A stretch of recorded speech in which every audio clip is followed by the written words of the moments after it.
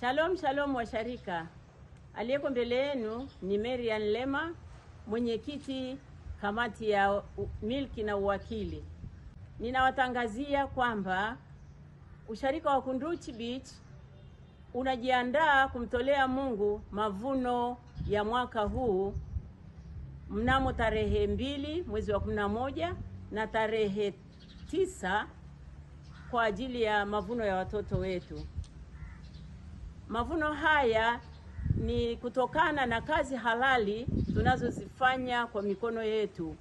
Na kazi hizi zinaweza zikawa ni mavuno kutoka katika biashara, kutoka mifugo, kutoka kwenye mashamba yetu, kutoka katika ofisi ambapo kuna mishahara, na katika ujasiriamali aina mbalimbali, mdogo na mkubwa, kadri Mungu atakavyowezesha. Nawatia moyo na kuhamasisha kwamba kila mmoja ajiandae vizuri kumtolea Mungu sadaka kwa uaminifu na kwa moyo wa shukrani. Tumtolee Mungu sadaka zilizonona na sio zilizo dhaifu.